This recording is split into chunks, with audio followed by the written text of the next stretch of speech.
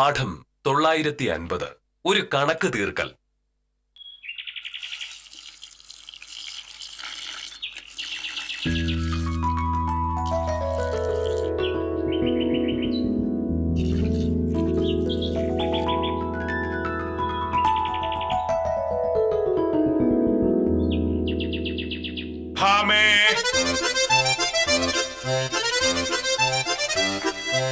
ഈ പത്രം ഇവിടെ കിടക്കുന്ന നീ കണ്ടില്ലായിരുന്നു? എന്നിട്ടാണ് നീ എടുക്കായിരുന്നത്? ഞാനിവിടെ വേറൊരു ജോലി ചെയ്തോണ്ടിരിക്കുകയല്ലേ. മോഹനേട്ടനാകുമ്പോ പ്രത്യേകിച്ച് വേറെ ഒരു പണിയില്ല. അപ്പൊ പിന്നെ ആ പത്രമെങ്കിലും ഒന്ന് എടുക്ക്.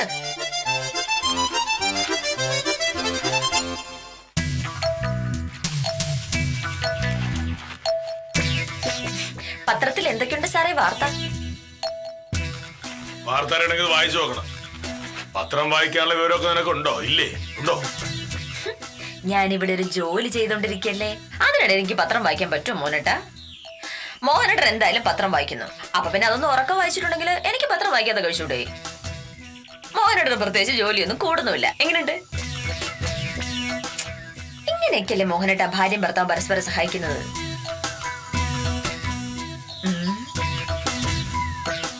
ഭാര്യയെ ഞെക്കിക്കൊന്ന ഭർത്താവ് പോലീസിന് കീഴടങ്ങി. അഹങ്കാരിയും ധിക്കാരിയും അനുസരണാശീലമില്ലാത്തവളുമായ ഭാര്യയെ കൊണ്ട് പൊറുതിമുട്ടിയപ്പോഴാണ് താൻ ഈ കടുങ്കൈ ചെയ്തതെന്ന് ഭർത്താവ് പോലീസിനോട് പറഞ്ഞു. വിവാഹ വാർഷികത്തിന് സാരി വാങ്ങിക്കൊടുക്കാമെന്ന് പറഞ്ഞ ഭർത്താവ് വാക്കുമാറിയതിന്റെ പേരിൽ അയാൾക്ക് ഭക്ഷണം കൊടുക്കാതെ ഭാര്യ പട്ടിണിക്കിട്ടു. ഇതിൽ കുപിതനായാണ് അയാൾ ഭാര്യയെ കൊന്നത്. മോഹനേട്ടൻ എന്നോട് പറഞ്ഞ വാക്കുമാറിയതിന്റെ പേരിലൊക്കെ ഞാൻ ഭക്ഷണം തരാതിരുന്നിട്ടുണ്ടെങ്കില് ഇപ്പൊ ഇതാ ഈ ആളിങ്ങനെ പെൻസിൽ പോലെ ഇരുതേനെ.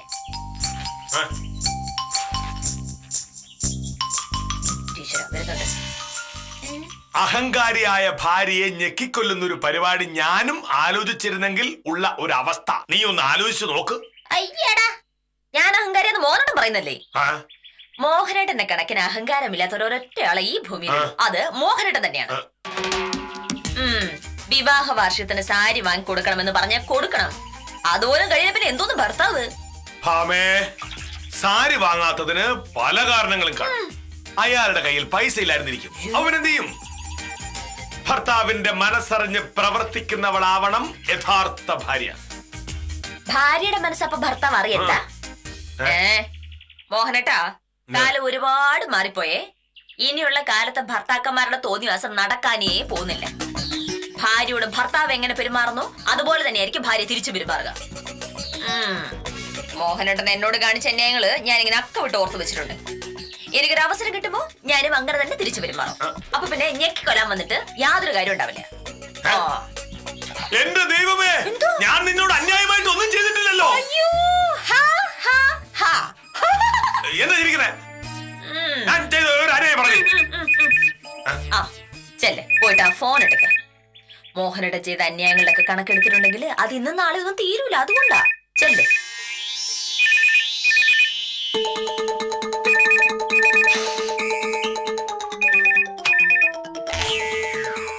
ഹലോ.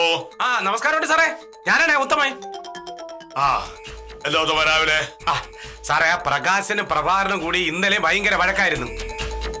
സാറൊന്ന് ഇടപെട്ടാലേ ആ പ്രശ്നം തീരൂ. ഈ നാട്ടിൽ വേറെ ആര് പറഞ്ഞാലും അവന്മാര് വക വയ്ക്കൂല. സാറിന് എപ്പോഴാണ് സമയമുള്ളത്? ഇന്ന് ഞാൻ കുറച്ച് തിരക്കിലാണ്. എന്നാലും വൈകിട്ട് നോക്കാം. അയ്യോ, ഒരു 4 മണിയാവുമ്പോ ഉത്തമനെ ഓർമ്മിച്ചാൽ മതി. ഓ ശരി സാറേ, ശരി സാറേ. പിന്നെ സാറേ, നമ്മുടെ പോസ്റ്റ് ഓഫീസിലെ സുഗുണനെ ഞാൻ കണ്ടിരുന്നേ. എന്തോ കേസിന്റെ കാര്യം സാറിന്റെ അടുത്ത് പറഞ്ഞിരുന്നു സുഗുണം പറഞ്ഞു. സാറിനെ കാണുകയാണെന്നുണ്ടെങ്കിൽ ഒന്ന് ഓർമ്മിപ്പിക്കണമെന്ന് സുഗുണം പറഞ്ഞു. അതാണ് ഞാൻ ഇപ്പൊ പറഞ്ഞത്. ഓ, അപ്പൊ ശരി സാറേ, ഞാൻ വൈകിട്ടൊന്ന് വിളിച്ച് ഓർമ്മിപ്പിക്കാം. സുഗുണന്റെ കാര്യം മറന്നുപോയല്ലോ. ഈ കേസ് എനിക്ക് ജയിച്ചേ പറ്റൂ.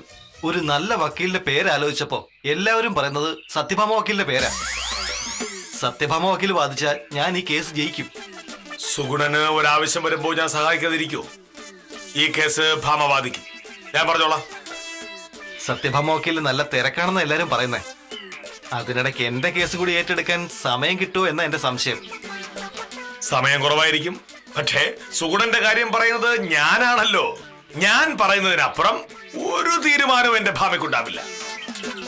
എന്റെ അനുവാദമില്ലാതെ ഒന്നും ചെയ്യില്ല എന്ന് മാത്രമല്ല, ഞാൻ ഒരു കാര്യം പറഞ്ഞാൽ അതിനപ്പുറം ഒരു തീരുമാനവും എന്റെ ഭാമയ്ക്കുണ്ടാവില്ല. ഈ കേസിന്റെ കാര്യം സുഗുണൻ എനിക്ക് വിട്ടേക്കൂ. ബാക്കി കാര്യം മോഹന സാർ നോക്കോളൂ.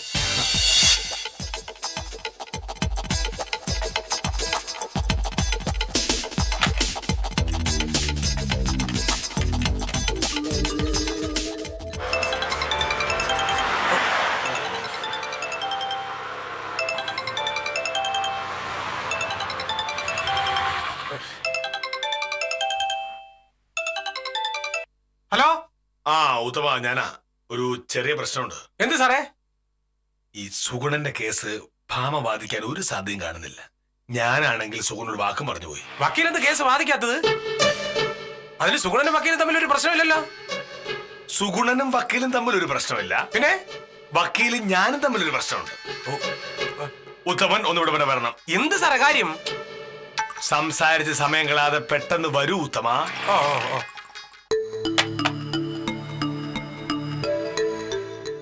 ഒന്ന് സോപ്പിട്ട് നോക്കിയാൽ അവളുടെ മനസ്സിൽ ഇപ്പൊ മനസ്സിലാവും.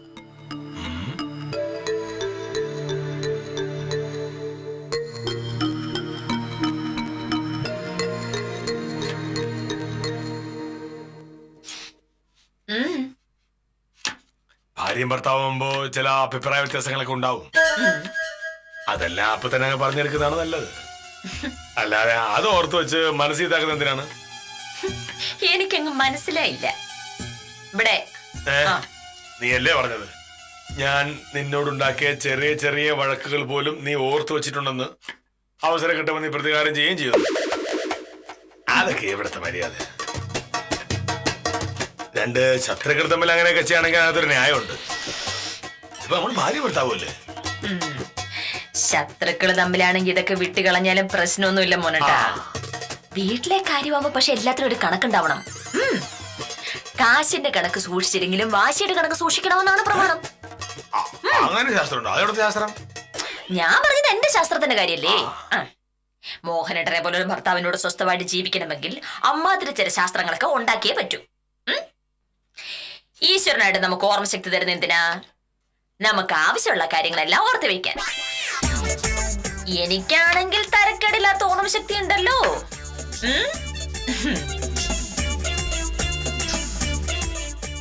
സുഗുണന്റെ കാര്യം കുളമാകും.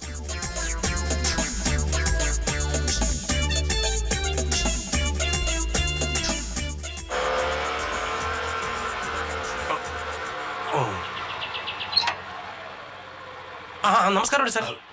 എന്താണ് സാറേ പ്രശ്നം? ഈ കേസ് വാദിക്കാൻ പറ്റുമെന്ന് വക്കീൽ പറഞ്ഞ? ഈ കേസ് വാദിക്കുന്ന കാര്യം ഞാൻ ഇതുവരെ അവളോട് പറഞ്ഞിട്ടില്ല. പറഞ്ഞാൽ ആ നിമിഷം അവള് പറയും നടക്കില്ല. അതെന്താണ് സാറേ അങ്ങനെ? ഈ സുഗുണന്റെ കേസ് വാദിക്കാൻ വക്കീലിന് എന്താണ് പ്രശ്നം?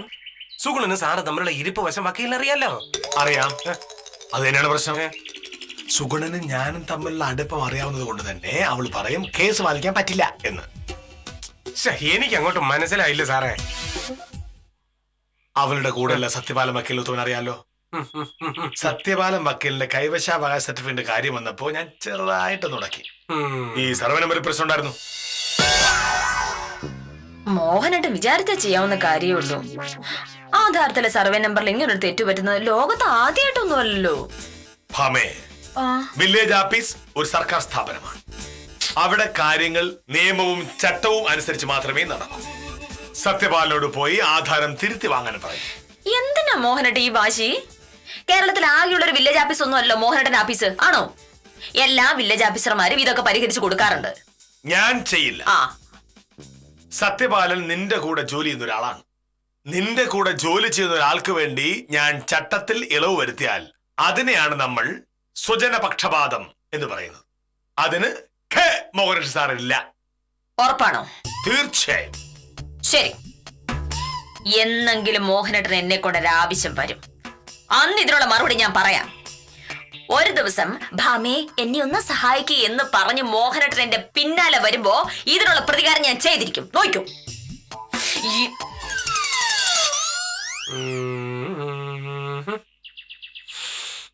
അപ്പൊ വക്കീലിന് പ്രതികാരം ചെയ്യാൻ ഒരു വകുപ്പായി. സാർ ഇപ്പൊ സുഗുണന്റെ കാര്യം പറഞ്ഞ വക്കീല് പറയും ദാ നടക്കില്ല എന്ന്. നടക്കില്ലെന്ന് പറഞ്ഞാൽ പിന്നെ എനിക്ക് സോണന്റെ മുഖത്ത് നോക്കാൻ പറ്റില്ല. എന്റെ വാക്കിന് ഭാമ ഒരു വിലയും തരുന്നില്ല എന്നല്ലേ സോണം കരുതൂ? അത് വാസ്തവാണ്. സാറേ, ഒരു കാര്യം ചെയ്താലാ? ഈ സുഗുണന്റെ കേസിന്റെ കാര്യം ഞാനങ്ങ് പറഞ്ഞാലോ? ഞാൻ വക്കീൽ ഒരുപാട് കേസ് പിടിച്ചു കൊടുത്തിട്ടുള്ളതാണല്ലോ. ഉത്തമം പറഞ്ഞാൽ അവൾ സമ്മതിക്കുന്നുള്ള നേരാ. പക്ഷേ സുഗുണൻ ഭാമയെ കാണാൻ ചെല്ലുമ്പോൾ സുഗുണൻ പറയില്ലേ എന്നോടാണ് കേസിന്റെ കാര്യം ആദ്യം പറഞ്ഞതെന്ന്? അതോടെ ഭാമ കേസ് വേണം. ഞാൻ ഇടപെട്ടത് കൊണ്ടാണ് കേസ് കേൾക്കാത്തത് എന്ന് ഭാമ സുഗുനോട് പറയുകയും ചെയ്യും. സാറിനോട് കേസിന്റെ കാര്യം പറഞ്ഞ കാര്യം സുഗുണൻ വക്കീലിനോട് പറയാതിരുന്ന പോരെ? ഞാൻ ആ കാര്യം സുഗുണനോട് പറയാം. അപ്പൊ ഞാൻ സോണ്ടുമാരാവും. എന്ത്? ഭാമ ഞാൻ പറയുന്നതിനപ്പുറം പോകില്ല എന്ന് ഞാൻ സുഗുനോടും പറഞ്ഞു പോയി. ഞാൻ അങ്ങോട്ട് ചെയ്തതിനൊക്കെ തിരിച്ചു ചെയ്യുമെന്ന് ഭാമ ഇപ്പൊ പറഞ്ഞായിരുന്നു. അവള് രണ്ട് കൽപ്പിച്ച. അങ്ങനെയാണെന്നുണ്ടെങ്കിൽ സുഗുണനോട് വേറെ വക്കീലിനെ നോക്കാൻ പറയാം സാറേ. വേറെ വഴിയൊന്നുമില്ലല്ലോ. ഒരു വഴിയുണ്ട്. എന്ത് വഴി? സത്യപാലന്റെ സർട്ടിഫിക്കറ്റ് ഞാൻ കൊടുക്കാതിരുന്നത് മനഃപൂർവ്വമല്ല എന്നും ന്യായം എന്റെ പക്ഷത്ത് മാത്രമാണെന്ന് ഉത്തമൻ ഭാമയൊന്ന് പറഞ്ഞ് മനസ്സിലാക്കണം. ഞാന്? അതെ, ഞാൻ പറഞ്ഞ അവള് മൈൻഡ് ചെയ്യില്ല. ഉത്തമൻ എങ്ങനെയെങ്കിലും സോപ്പിട്ട് നോക്ക്. അന്ന് ആ സർട്ടിഫിക്കറ്റ് കൊടുക്കാൻ പറ്റാത്തതിൽ സാറിന് വലിയ വിഷമമുണ്ട് എന്നൂടെ പറഞ്ഞേക്ക്. അങ്ങനെ പറഞ്ഞ് അവളെ സോപ്പിട്ട് കഴിഞ്ഞാൽ സൂടന്റെ കാര്യം എനിക്ക് പറയാം. സാറേ, ഈ കാര്യം സാർ എനിക്ക് വിട്ടേ. വക്കീലിനെ തഞ്ചത്തിൽ വളച്ചൊടിക്കുന്ന കാര്യം ഞാൻ ഏറ്റു. ഞാൻ വക്കീലേന്ന് വിളിക്കുമ്പോ സാറ് കൂടെ ഇറങ്ങി വരാതിരുന്നാ മതി. ബാക്കി കാര്യം ഞാൻ ഏറ്റു. ഈ പ്രശ്നം ഉത്തമൻ തീർത്തു തന്നാൽ പ്രകാശന്റെയും പ്രഭാകരന്റെയും പ്രശ്നം ഞാൻ പുല്ലുപോലെ തീർക്കും. ശരി ശരി ശരി. അപ്പൊ എല്ലാം പറഞ്ഞ പോലെ. തിരക്കാണോന്ന് ചോദിച്ചാൽ തിരക്കാണ്. പക്ഷെ അതിന്റെ പേരില് ഇങ്ങനൊരു കേസ് വേണ്ടെന്ന് വയ്ക്കാൻ പറ്റില്ലല്ലോ. ഇന്നും നാളെ സമയം പോലെ വക്കീൽ ഓഫീസിലേക്ക് വന്നാൽ മതി. ആ, ബാക്കി കാര്യമൊക്കെ നേരിട്ട് സംസാരിക്കാം. ശരി. ആ, ഒരു പുതിയ കേസായിരുന്നു മോനട്ട. സത്യം പറഞ്ഞ ഈ ആഴ്ച മുഴുവനും തിരക്കാ. എന്നാലും കൊള്ളാവുന്നൊരു കേസ് വരുമ്പോ വിട്ടുകളിന്ന് അത്ര ബുദ്ധിയല്ലല്ലോ. ഒരിക്കലുമല്ല, ഒരിക്കലുമല്ല. കേസ് വരുമ്പോ സമയമില്ല എന്ന് പറഞ്ഞൊഴിഞ്ഞാൽ പിന്നെ കേസ് കിട്ടിയില്ല എന്ന് വരും. നിനക്ക് നല്ല നല്ല കേസുകൾ കിട്ടാൻ ഞാൻ ഒരുപാട് ശ്രമിക്കുന്നുണ്ട്. അതെന്താ, എന്റെ ഭാര്യ നല്ല അന്തസ്സുള്ള കേസ് വാദിക്കണം എന്നുള്ള ആഗ്രഹം എനിക്കും ഉണ്ടാവുമല്ലോ. വക്കീലേ, ഉത്തമനാണല്ലോ. അടുത്ത കേസാണോ എന്തോ? ചിലപ്പോ നല്ല പുതിയ കേസായിരിക്കും.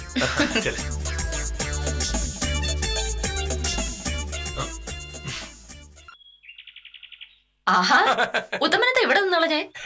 ഇതൊരു പതിവില്ലാത്ത പരിപാടിയാണല്ലോ. പതിവില്ലാത്തൊരു കാര്യം പറയാനാണ് വക്കീലെ ഞാൻ വന്നത്. വക്കീലിനോട് മാത്രമായിട്ട് പറയാനുള്ളതാ. എന്താ ഉത്തമ? അതായത്, ഒരു കുടുംബ ജീവിതമാവുമ്പോ ഭാര്യയും ഭർത്താവും തമ്മിൽ അഭിപ്രായ വ്യത്യാസങ്ങൾ ഉണ്ടാകുന്നത് സ്വാഭാവികമാണല്ലോ. അതൊക്കെ അപ്പ തന്നെ മറന്നു കളയുന്നതാണല്ലോ അതിന്റെ ഒരു ശരി. ഇതെന്തോ വലിയ പ്രശ്നമാണല്ലോ ഉത്തമ. കല്യാണം പോലും കഴിക്കാത്ത ഉത്തമൻ എന്നെ കുടുംബജീവിതം പഠിപ്പിക്കണമെങ്കിൽ അതിലെന്തോ കാര്യമുണ്ടെന്നുള്ള കാര്യം ഉറപ്പാ. പറഞ്ഞു. കാര്യമുണ്ട് വക്കീലെ. വക്കീലിനറിയാലോ, ഇപ്പോ സർക്കാർ ജോലി എന്നൊക്കെ പറഞ്ഞു കഴിഞ്ഞാൽ വലിയ റിസ്ക് ആണ്. ഏതെങ്കിലും ഒരു ഉദ്യോഗസ്ഥന് തെറ്റ് പറ്റുന്നത് നോക്കി നടക്കുകയാണ് ഈ വിജിലൻസുകാര്. നിയമം വിട്ട് എന്തെങ്കിലും ചെയ്തു കഴിഞ്ഞാൽ ജോലി പോകുന്നു മാത്രമല്ല, ചിലപ്പോ ആളകത്താവാനും സാധ്യതയുണ്ട്. ഇവിടെ പറ നിയമം വിട്ട് എന്തെങ്കിലും ചെയ്തേ. സത്യം പറഞ്ഞ സർക്കാർ ഉദ്യോഗസ്ഥരുടെ കാര്യം വലിയ കഷ്ടമാണ് വക്കീലേ. ബന്ധുക്കളും പരിചയക്കാരും ഒക്കെ ഓരോ ആവശ്യങ്ങളുമായിട്ട് വരും. അവർക്ക് ഓരോന്ന് ചെയ്തു കൊടുത്തില്ലെന്നുണ്ടെങ്കിൽ അവര് പിണങ്ങും. ചെയ്തു കൊടുത്താലോ സംഗതി കേസുമാവും. അതൊക്കെയാണല്ലോ അതിന്റെ ഒരു രീതി. ഓ, ഉത്തമൻ എന്തെങ്കിലും പറയാനുണ്ടെങ്കിൽ അത് തെളിച്ച് പറ. ഇങ്ങനെ വളച്ചു കെട്ടി പറഞ്ഞിട്ടുണ്ടെങ്കിൽ മനസ്സിലാക്കാൻ ഞാൻ ജോലിസ് ഒന്നും പഠിച്ചിട്ടില്ല. പറഞ്ഞു കൊടുക്കുക. വേറൊന്നുമല്ല വക്കീലേ. എന്താണ്? ഞാൻ ഇന്നലെ വൈകിട്ട് മോനയുടെ സാറിനെ വഴി വെച്ച് കണ്ടു. സാർ ആഫീസിൽ നിന്ന് വരുന്ന വഴിയായിരുന്നു. എന്നിട്ട് സാറിന്റെ സംസാരത്തിൽ എന്തോ പന്തികേട് തോന്നിയപ്പോ ഞാൻ സാറിനോട് കാര്യം ചോദിച്ചു. ആ, ആദ്യമൊന്നും സാറ് പറഞ്ഞില്ല. ഞാൻ നിർബന്ധിച്ച് ചോദിച്ചപ്പോ സാർ അവസാനം കാര്യം പറഞ്ഞു. എന്ത്? എന്ത് കാര്യം? വക്കീലിന്റെ കൂടെയുള്ള സത്യപാല വക്കീലിന്റെ ഏതോ ഒരു സർട്ടിഫിക്കറ്റിന്റെ കാര്യം വക്കീല് മോഹനയുടെ സാറിന്റെ അടുത്ത് പറഞ്ഞെന്നോ അത് ചെയ്യാൻ പറ്റില്ല എന്ന് വക്കീലിനോട് സാറ് പറഞ്ഞെന്നൊക്കെയാണ് പറഞ്ഞത്. പിന്നെ നിയമപ്രകാരമായി ചെയ്യാൻ പറ്റാത്തൊരു കാര്യമായതുകൊണ്ടാണ് സാർ അങ്ങനെയൊക്കെ പറഞ്ഞത്. പക്ഷേ വക്കീലിനത് വലിയ വിഷമമായി എന്ന് സാറിന് മനസ്സിലാവുകയും ചെയ്തു. പക്ഷേ സാറൊരു സർക്കാർ ഉദ്യോഗസ്ഥനാണല്ലോ. ഒരു സർക്കാർ ഉദ്യോഗസ്ഥന് എന്ത് ചെയ്യാൻ പറ്റും? സാറിന്റെ അടുത്ത് ചോദിക്കുകയാണ്, "ദേ, ഞാൻ എന്താ ഉത്തമ ചെയ്യേണ്ടത്?" ഒരു വശത്ത് സർക്കാർ നിയമങ്ങളും മറുവശത്ത് എന്റെ സ്വന്തം മാമിയുടെ സങ്കടം. ഞാൻ ഏത് പക്ഷത്ത് നിൽക്കും? പറ. വക്കീല് സാറിനെ വല്ലാതെ തെറ്റിദ്ധരിച്ചിരിക്കുകയാണ്. വക്കീലിന് സാറിനോട് ഭയങ്കര ദേഷ്യമാണെന്നാണ് സാർ എന്റെ അടുത്ത് പറഞ്ഞത്. എന്നെങ്കിലും വക്കീലിന് സാറിന്റെ സ്നേഹം മനസ്സിലാവും. അന്ന് വക്കീലിന്റെ ദേഷ്യമൊക്കെ മാറും എന്നാണ് സാർ എന്റെ അടുത്ത് പറഞ്ഞത്. സത്യം, ഇത്രയും പറഞ്ഞപ്പോ സാറിന്റെ കണ്ണങ്ങ് നിറഞ്ഞു. കണ്ണീരുണ്ടല്ലോ, കണ്ണീരിങ്ങനെ കുടുകുടേ ഒഴുവാൻ തുടങ്ങി. എനിക്കാണെങ്കിൽ ആകെ സങ്കടമായി. അല്ല, മോഹനയുടെ സാറിന് ഇതിനു മുമ്പ് ഞാൻ ഇങ്ങനെയൊന്നും കണ്ടിട്ടില്ലല്ലോ.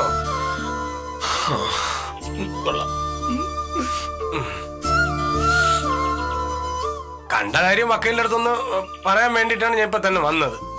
കാര്യങ്ങൾ എന്തായാലും വക്കീൽ അറിഞ്ഞിരിക്കണമല്ലോ. ഉത്തമൻ ഇപ്പൊ ഇത് വന്ന് പറഞ്ഞത് നന്നായി. ഇപ്പൊ ഉത്തമൻ വന്നില്ലായിരുന്നെങ്കിലത്തെ അവസ്ഥ എനിക്ക് ചിന്തിക്കാൻ കൂടെ വയ്യ. ഉത്തമ, ഈ സത്യപാലിന്റെ സർട്ടിഫിക്കറ്റിന്റെ കാര്യം സത്യം പറഞ്ഞാൽ ഞാൻ മറന്നുപോയിരുന്നു. സർട്ടിഫിക്കറ്റ് പേരിൽ വഴക്കുണ്ടായപ്പോ ഇനി മോഹനയുടെ ഒരു ആവശ്യം വരുമ്പോ ഞാനും സഹായിക്കില്ല എന്ന് ഞാൻ പറഞ്ഞിരുന്നു. പക്ഷെ അത് ഞാൻ മറന്നുപോയിരുന്നു. ഓർമ്മിപ്പിച്ചതിന് വളരെ നന്ദിയുണ്ട് ഉത്തമ. അസുഖന് കുറച്ച് മുന്നേ ഫോൺ ചെയ്തിരുന്നേ, ഒരു കേസിന്റെ കാര്യത്തിന് വേണ്ടിട്ടാ. മോഹനേട്ടന്റെ സ്വന്തം ആളാണല്ലോ എന്ന് കരുതി ഞാൻ കേസ് ഏക്കാമെന്നും പറഞ്ഞു. ഇപ്പോ സത്യപാലിന്റെ കാര്യം ഉത്തമൻ ഓർമ്മിപ്പിച്ചത് വളരെയേറെ നന്നായി. മോഹനേട്ടന്റെ സ്വന്തം ആളാണല്ലോ സുഗുണൻ. മോഹനേട്ടനോട് പ്രതികാരം ചെയ്യാൻ ഇതിലും നല്ലൊരു അവസരം എനിക്ക് വേറെ കിട്ടുമോ? സുഗുണന്റെ കേസ് ഞാൻ വാദിക്കാം. അതെ, ഞാനേ മറ്റൊരു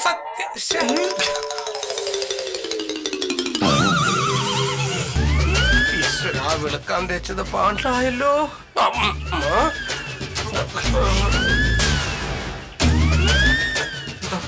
സാർ, അല്ല സാറേ, ഞാൻ കാര്യങ്ങൾ കുറച്ച് നാടകീയമായി അവതരിപ്പിച്ചത് കൊണ്ടാണ് കണ്ണീരൊക്കെ എടുത്തിട്ടത്. മറന്നുപോയ കാര്യം ഓർമ്മിപ്പിച്ച് എന്നെ കുഴിയെ ചാടിച്ചല്ലേ? അല്ല, സാറല്ലേ പറഞ്ഞത് കാര്യങ്ങളൊക്കെ ഇങ്ങനെ അവതരിപ്പിക്കാൻ. അതൊക്കെ ഉത്തമം അനുസരിക്കേണ്ട കാര്യം എന്താണ് സാറേ? ആ പ്രകാശന്റെ പ്രഭാരന്റെ കാര്യോ? അയ്യോ, അവരോട് രണ്ടുപേരോടും ഓരോ കത്തിയെടുത്ത് അങ്ങോട്ട് ഇങ്ങോട്ട് കുത്താൻ പറയാം. ചാവുന്നവൻ തോറ്റു. അങ്ങോട്ട് അല്ല സാറേ, അങ്ങനെ പറയില്ല. ഇനിയുടെ വിവരം അറിയും.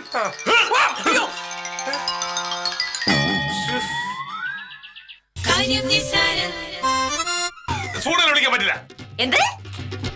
സുഗുണനോട് നീ പറഞ്ഞതാണല്ലോ കേസ് ഏറ്റെടുക്കാൻ തയ്യാറാണെന്ന്. ഇനി മാറ്റി പറഞ്ഞ എവിടുത്തെ മര്യാദ? ആ, ഹലോ, സത്യഭാമയാണ്, അഡ്വക്കേറ്റ്. ഞാൻ ആ കേസിന്റെ കാര്യം പറയാനായിട്ട് വിളിച്ചത്. അതിലൊരു പ്രശ്നം ഉണ്ടായിരുന്നു. എന്റെ ചില വ്യക്തിപരമായ കാര്യങ്ങൾ കൊണ്ട് എന്താ മോനിട്ട് ഇത്? സുഗുണനെ വിളിക്കാൻ പറ്റില്ല. എന്ത്? സുഗുണനോട് നീ പറഞ്ഞതാണല്ലോ കേസ് ഏറ്റെടുക്കാൻ തയ്യാറാണെന്ന്. ഇനി മാറ്റി പറഞ്ഞ എവിടുത്തെ മര്യാദ? ഞാൻ സമ്മതിക്കില്ല. ഏത് കേസ് ബാധിക്കണം, ഏത് കേസ് ബാധിക്കണ്ട എന്ന് തീരുമാനിക്കുന്നത് ഞാനാണ്. ആ, അതിൽ മോഹനേട്ടൻ ഇടപെടാൻ വരണ്ട. സുഗുണന്റെ കേസ് ഞാൻ ഇടപെടും. ഞാനും സുഗുണനും തമ്മിൽ അടുപ്പമെന്നാണ് നിനക്കറിയാലോ. അങ്ങനെ ഒരാൾക്കൊരു ആവശ്യം വരുമ്പോ പറ്റില്ല എന്ന് പറഞ്ഞാൽ അതെങ്ങനെ ശരിയാവും ഭാമേ? മോഹനേട്ടന്റെ അടുത്ത് സുഗുണൻ ഒരു ആവശ്യമായിട്ട് വരുമ്പോ ഈ പറഞ്ഞതല്ല ശരിയാണ്. പക്ഷേ എന്റെ അടുത്ത് വരുമ്പോ അത് അങ്ങനെയല്ല. എന്റെ കാര്യങ്ങൾ തീരുമാനിക്കുന്നത് ഞാൻ തന്നെയാണ്. ഭാമേ, ഈ സത്യപാലന്റെ കാര്യത്തിൽ ഞാൻ കുറച്ച് വാശി കാണിച്ചെന്നുള്ള നേരാ. പക്ഷെ അതെന്തുകൊണ്ടാ? എന്താ നിന്റെ കൂടെ ജോലി ചെയ്യുന്ന സത്യപാലിന് വേണ്ടി ഞാൻ ചട്ടത്തിലൊരു ഇളവ് ചെയ്തെന്ന് നാട്ടുകാരറിഞ്ഞാൽ അത് നാണക്കടല്ലേ? എന്താ നാണക്കെട്ടെന്ന മോനട്ടാ? ഇത്തരം സാഹചര്യങ്ങളിൽ ഏത് വില്ലേജ് ഓഫീസർക്കും അയാളുടെ വിവേചനം അനുസരിച്ച് എടുക്കാവുന്ന ഒരു തീരുമാനം മാത്രമായിരുന്നു അത്. അതിന്റെ പേരിൽ ഒരാകാശം ഇടിഞ്ഞു വീഴാൻ പോകുന്നില്ലായിരുന്നു. പക്ഷേ സത്യപാലിന്റെ കാര്യമായിട്ട് മോഹനട്ടെ മനഃപൂർവ്വം ഉഴപ്പി. സത്യമല്ലേ? അതെ. ആ, ഞാനായിട്ട് ശുപാർശ ചെയ്ത് അങ്ങനെ ഒരു സഹായം സത്യപാലിന് കിട്ടിയിട്ടുണ്ടെങ്കിൽ അതിന്റെ പേരിൽ സത്യപാലിന് മുന്നിൽ ഞാൻ ആളാവുമല്ലോ. അത് മോഹനേട്ടൻ സഹിക്കുന്നേ ഇല്ല. അതേസമയം സുഗുണന്റെ കേസ് ഞാൻ ഏറ്റെടുത്ത് അതിന്റെ പേരിൽ മോഹനേട്ടൻ ആളാവണം. ശരിയല്ലേ? ശരി തന്നെ. ഹലോ, അതെ സത്യഭാമയാണ്. ആ, സുഗുണൻ ചേട്ടാ, ഞാൻ അങ്ങോട്ട് വിളിക്കാതിരിക്കായിരുന്നു. സത്യം പറഞ്ഞ പ്രധാനപ്പെട്ട ഒരു കാര്യം എനിക്ക് പറയാനുണ്ട്. അത് മറന്നുകൊണ്ടാണ് നാളെ വക്കീൽ ഓഫീസിൽ വന്ന് സംസാരിക്കാന്ന് ഞാൻ പറഞ്ഞത്. അതെനിക്ക് ബുദ്ധിമുട്ടാ. അങ്ങനെയല്ല ചേട്ടാ, എനിക്ക് ഭയങ്കര തിരക്കാണ്, ഒരു രക്ഷയില്ല. നാളെ രാവിലെ 11 മണിക്ക് മജിസ്ട്രേറ്റ് കോടതിയിൽ ഒരു കേസുണ്ട്. ഉച്ച കഴിഞ്ഞിട്ട് സബ് കോടതിയില്. ഇതിനിടയിൽ എന്തായാലും സമയം കിട്ടില്ല. അതുകൊണ്ട് സുഗുണൻ ചേട്ടന് ഇന്ന് തന്നെ വക്കീൽ ഓഫീസിലേക്ക് പോരെ? അല്ല, മോഹനേട്ടന് വളരെ വേണ്ടപ്പെട്ട ഒരാളുടെ കേസ് പറഞ്ഞിട്ടുണ്ടെങ്കിൽ എനിക്കത് മാറ്റി വെക്കാൻ പറ്റുമോ? ഒരു 11 മണിക്ക് വന്നാ മതി. ശരി.